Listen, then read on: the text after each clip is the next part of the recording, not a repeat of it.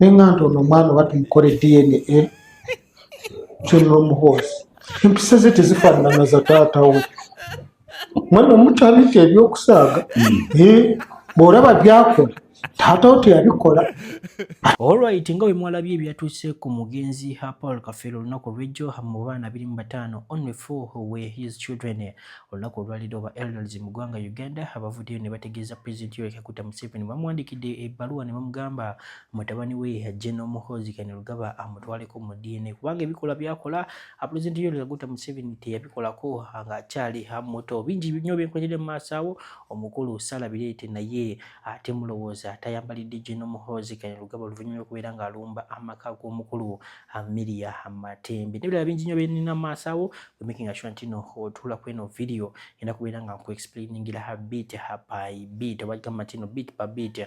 Awo wennyini nyongera okujjukiza video eno sooka ogimpereka like bw'oba omaze subscribinga awo egatte ku mukutu gweffe guno eno nga sibalwisizaayo katugendera mu kyatulese olunaku olwaliro omukulu gwemu okubeera ng'olaba ku screen yo President Yoweri Kaguta Museveni abakulu abasazeewo ne bagamba nti no mutabani we General Muhoozi Kainerugaba amutwale mu DNA kubanga bye yakolanga nga kyali muto things are not reflecting President Yoweri Kaguta Museveni yali muto yali very hard working ate nga y'omu ku baali balwaniranga kyetwandiyise human rights ez'Abannayuganda abali bakola ki abali babonaabona mu biseera bya Idi Amin Dada mu biseera bya Obote. Mujjukire bulungi oba ojjukira ebiseera by'okulonda awo okwaleetera President Yoweri Kaguta Museveni okubeera nga agenda mu nsiko Obote mbu yabba nnyo akalulu. President Yoweri Kaguta Museveni tiyalina wakusatu yali asembye naye oh my god he had the courage to go into the bush to fight for Ugandans and liberate them from the evil regimes. Kitegeeza ki mbu President Yoweri Kaguta Museveni ayinza okubeera nga ali shadow minded by General Muhoozi Kainerugaba nga General Muhoozi Kainerugaba yamusalirawo mukati sawa zineno President Yoweri Kaguta Museveni ayinza okuba nga tamanyi na kumanya ku biki ebigenda maaso mu ggwanga Uganda kubanga bagamba mbu singa yali akola ki yali amanyi teyandikiriza General Muhoozi Kainerugaba okugenda maaso n'atweetinga ebyo byatweetinga ndowooza twitter ze oba tweets ze ennaku zineeno amukola ki amuziraba bulungi nnyo. President Yoweri Kaguta Museveni yali tasobola okubeera nga akola ki abikola. Mugenda bamutuulira ebizo mu comment section mulowooza bano bakulu kye bateeseza gye kiri okutwala General Muhoozi Kainerugaba ku DNA oba babireke oli mutabani wani omunene President Yoweri Kaguta Museveni. Soko bidabe tumali tukomewo n'ebyomukulu Amelia Matembe. Bw'omuyimiriza bo tebafaanagana. Kati tukkirize General Muhoozi tumukole DNA tulabe oba mwana wa Museveni. Awo kyo we tuba tusookera kubanga ebiba kati nga byakwanga Kafeero ku baana 25 muvuddemu banna ate ng'omuntu ono bamwesiga olwataata katumukole DNA mukkirize bannayuganda era ekyo kyensoose okusaba tumukole DNA tulabe kubanga empisa z'enjawulo eneeyisa yanjawulo engeri gy'agira byanjawulo eyo si yenkola ya muzeeyi yandiba ng'ono omwana alina taatawo tumukole DNA tumutegeere ekyo nkimaze mwe tosaagana mukazi nabuuziza ne bampa obukakafu nti kituufu tusobola okutwala emmere yayo mu basement oba mugitwala naye nze kyenjogedde era kwe kinaba kikoleddwa nze ne munandeka ne mutandeetera mmere mu basement ku lumu naye bwe kiba nga kikoleddwa bakole DNA bakakase onabeeredde wa kasozo n'otwala emmere mu basement taleeta emmere mukireke nja kutetenkanya emmere tebamuleese naye kati ate gwe bataleese wano banaamuleeta mu basement naye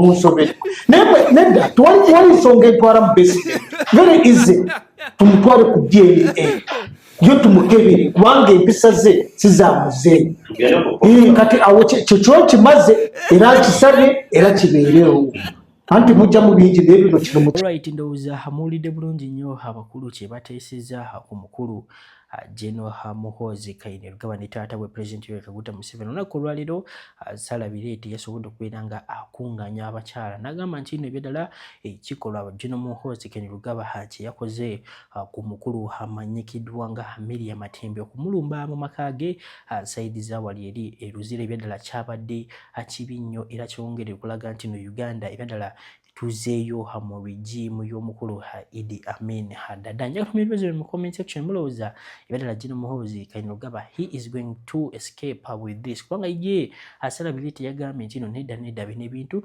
agenda kubitwala mpaka mu International Criminal Court mba ntegeezezza ICC. Ate mujjukire bulungi nti no General Muhoozi Kainerugaba ebyadala wali ku ICC ayinayo emisango egiwera. Nalabyeko omukulu Dr. Nick Gugendo okupulingirako ka video ke masa omulemu kuleetera Ssaalabireti naye asobodde okubeera nga akikonfaminga nti no ebyadala General Muhoozi Kainerugaba ne taata we President Yoweri Kaguta Museveni bagenda okubeera nga bayitibwa mu ICC. Ate ICC kasita etuula neewaayo kyetwandise arrest warrant kitegeeza General Muhoozi Kainerugaba abatakyasobola okubeera nga afuluma eggwanga Uganda aba just alinda kintu kimu America oba NATO countries oba European Union countries okubeera nga zimulumba wano mu ggwanga Uganda ne bamuggyako ne bateekawo president Uganda gwe bakola ki gwe baagala. Njagala kumwebaza mu comment section kiki kiwandiyagadde ebyadala abazungu bakolere Uganda oba oyagala Uganda bo bennyini basobola okubeera nga beerwanirira nga His Excellency Robert Kyagulanyi bwe yagamba nti no he is not waiting for the whites to come and fight for the blacks. It is for the blacks to stand up to get the courage to stand up and fight for their country. Ngedda webyali nga Kabaka Mwanga abo abasajja baamulumba nga alina okukola ki alina okukola majege n'alumba Kabalega walumba oli nga alina okunyiga naye akole ki alumbe munne. Kitegeeza ki kino blacks are supposed to fight for themselves.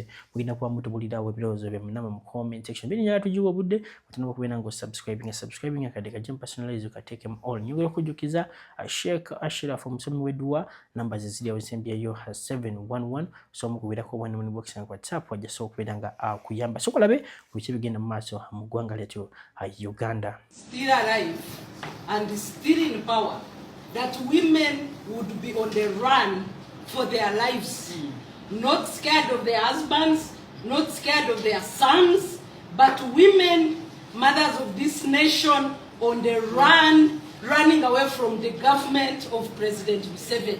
Who would have known that such a time would come in this country?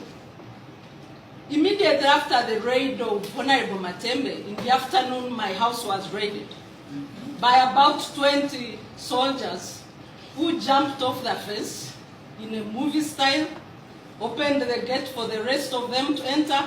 They turned everything upside down. Saucepans, cups, children's rooms were broken, doors broken. They dug a hole in my son's rooms. They turned everything upside down. We have realized they stole money from my handbag. We don't know what else they stole. They never told me what they were looking for. I kept asking them. Nobody told me what they wanted until they left. When we analyzed voices after they had left, they seemed to have been looking for Dr. Matembe and allegedly other foreigners I host in my house.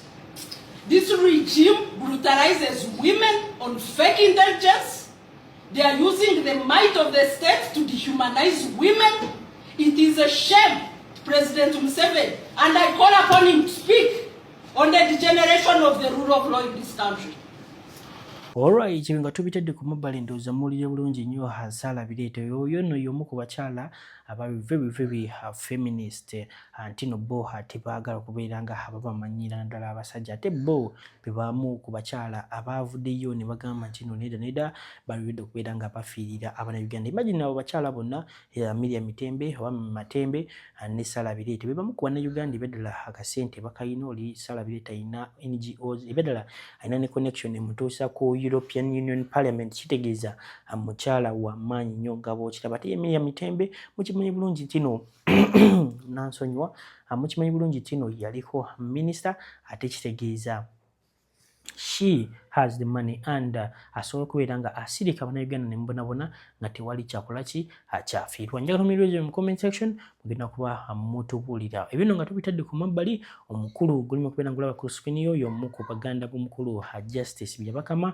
avuddeyo n'agamba nedda ssebo togenda kubeera nga omanyira bannayuganda. Bannayuganda they want justice, they want change, they want democracy, they want to feel the sound, they want to feel sound, they want to feel the touch.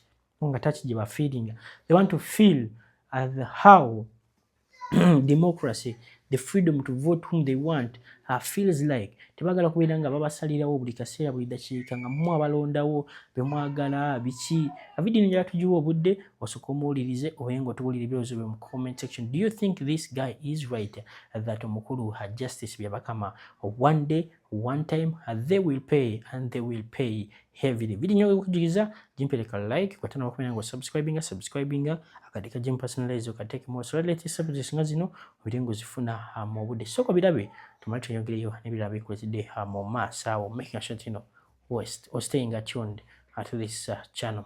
Eyabweba byamukama bino byokole egwanga lino laba kimanye tinokola abazukulu bo abazukulu gendo baleka mu buzibu ife ngabe kalanga tuli banyivu nnyo obululu 57 abantu abalondesa babuyemu bagenzo buyuwamu tubagembe tuteke mu cyuma ecyuma ekoze bulungi mu kutandika ecyuma ekoze buli kimu kyonna tugende kuddamu bademu babukebere nga obululu 56 wona eganyo kuyita egamba reject bwavude wa byamukama ba electoral commission abakozi abakola mu electoral commission muse gwanga lino mukolera omuntu omu naye kye mukola tekirimu. Tubasaba abantu bekalangala tuli banyivu nnyo era obubbi bye mukozeseza musibye abaana b'abantu mututisiza bakulembeza be district bekalangala kye mukoze obubbi mutisiza abantu muguza abantu mutwalo naye tegenda bayamba enensi yaffe tegenda koma leero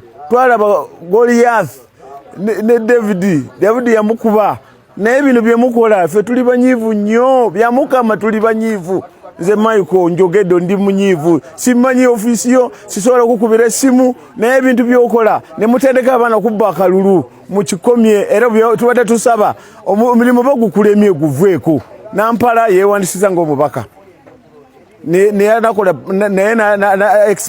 nakola ki nanoonya akalulu ng'omubaka nga banne naye mwe mukoledde omuntu omuntu tebamwagala twamuwa bululu teyayimbira n'olunaku lumu nayogera mu parliament.